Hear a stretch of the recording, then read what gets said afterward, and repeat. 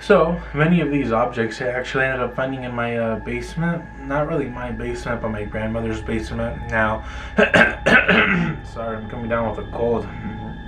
So I don't know what's gotten in me.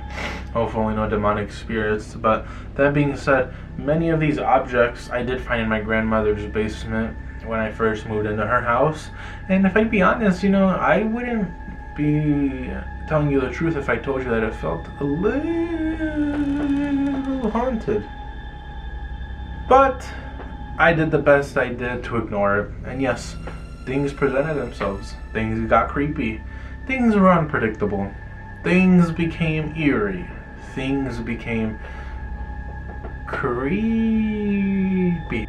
All that being said, once the movers were in and once I put my down payment, there was not really much I could do, So I decided to kind of just take over the reverse mortgage. And, what they say, once you take on a reverse mortgage, you can't really play the reverse card, because the next card that you play is called an eviction notice, and that's usually played towards you.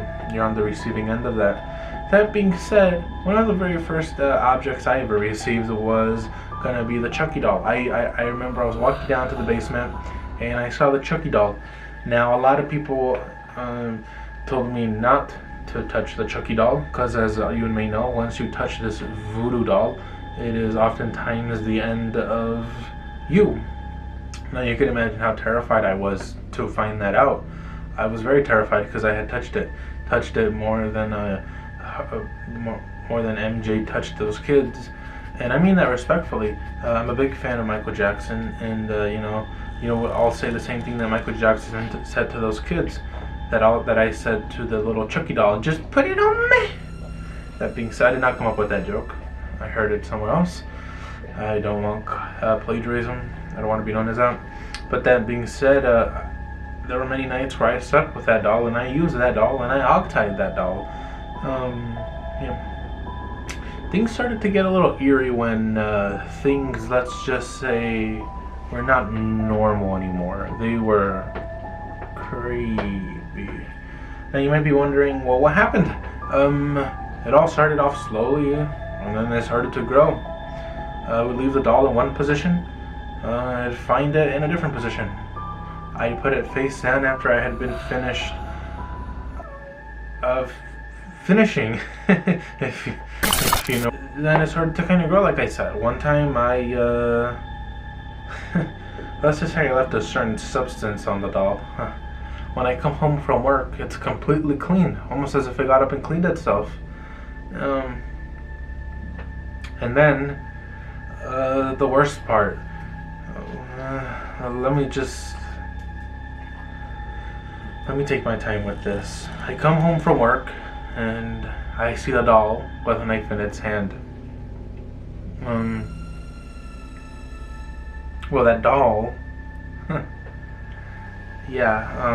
doll had a knife in its hand, which I thought was weird. I don't remember role-playing with it the night before. I might have done a little too much drinking, by myself, as I tend to do these days, especially after my breakup. But,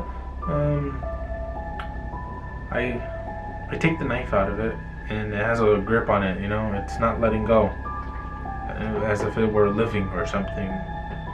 And then the second thing that happens is I decide to just leave it there, like I tend to leave all of my trauma in the past. Just kidding, can't do that. But I go out to the backyard to water my plants, and what do I see? I see my good old little Bonnie, my dog, disemboweled. Oh, and did I mention that Chucky doll is no longer with us? Like, I don't know what happened. Like, it got up, it left. Yeah, exactly. It got up and it left, and I haven't been able to find a sense. I've tried looking everywhere. I obviously didn't ask any of the neighbors, because that would sound crazy. And I hope whoever finds it doesn't put a fluorescent light next to it, because it's going to glow brighter than the sun. Brighter than a sofa at a strip club, if you know what I mean. The second object I found was really this weird clown. I remember walking into my building, into my house for the first time, and the first thing that I ever saw was that clown staring at me in that clock. It was in that old grandfather's clock.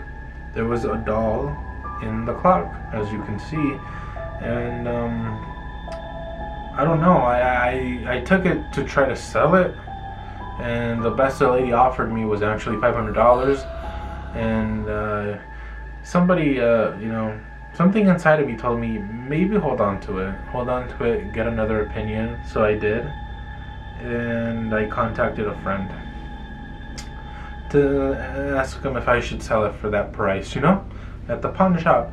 And then I did some research, and I found out that it was a rare doll, and that it actually belonged to an old voodoo specialist from Haiti. And so then I thought, oh, okay, this is definitely gonna sell for much less if somebody were to find out the history. So I go ahead and I take it to another pawn shop, and they offer me $5,000. They said this is a really rare breed, and that this is a really rare model, and not only that, but that they no longer make them. They're no longer in existence, so it's very hard to find them in mint condition.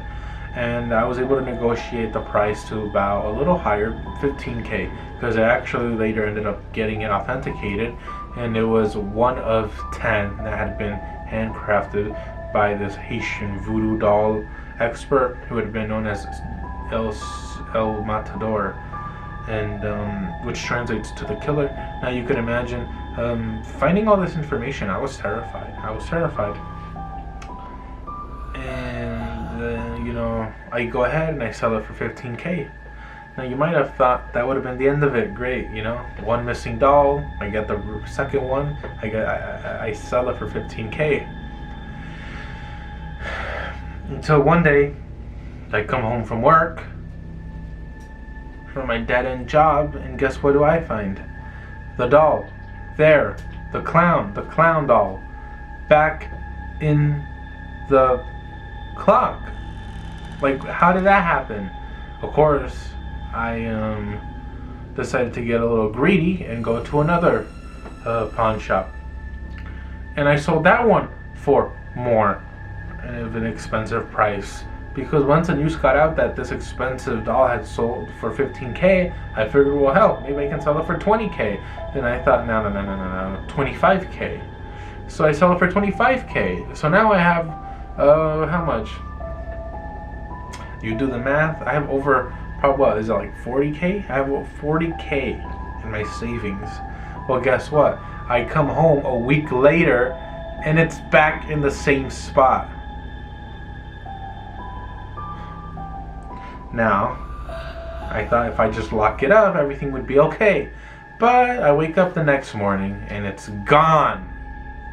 I mean, like, who comes up with these voodoo doll spirit things, You would think maybe you could just sell it and it'd be gone, but somehow it keeps reappearing, and you think that if you block it, it would not be able to get out, but somehow it phased right through it, or it broke the lock, and it just opened the door like it was like it was living in a residence. But that doll, I haven't been able to see it since that last time. Yeah, I still wonder where it is. Sometimes I think God was the one helping me and saving me from that little clown doll. Yeah. So I don't know. Something about this place and dolls just doesn't seem to add up. You know what I mean?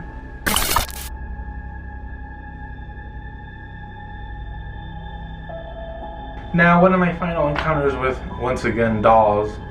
I had these Russian dolls that were donated to me by my great-great-great-great-great-great-grandmother. Now, I didn't exactly receive them. They were donated to somebody else. Once again, I found them in the basement, and I thought it would be a great idea to open them, even though something said, maybe it's a bad idea because they might release an evil entity. But I said that doesn't matter, so I went ahead and did it anyways. I opened it, and much to my disbelief, a big cloud of smoke was released. I did some research, and I found out that what I had released was nothing more than an evil entity. That is right, nothing more than an evil entity. Now you can imagine how happy I was to figure that out. I wasn't very happy. Strange things started happening. I started levitating. My dog started levitating. There were like dead chickens that started appearing and falling into my yard. One time there was even like a grandma who had wandered into my yard, saying that she lived here and that she was trying to find the spirit of the chosen one, which I don't even know what she was talking about. To me, this whole thing was crazy because I don't even know what she was trying to look for, if she had dementia, if she had done too much drugs. And it turns out that her daughter's spirit was trapped into this, and she made me do this whole satanic ritual, which I will not go into. Do not recommend them. It required sacrificing a lamb and a goat, and then sacrificing another human, so that we could transfer the spirit into the actual human, the host. And as you could imagine, it was very debilitating, and it was just so scary. And the heck is that? Did you guys hear that? Oh no, it's happening. No, it's happening. Cut the cameras! Cut the cameras!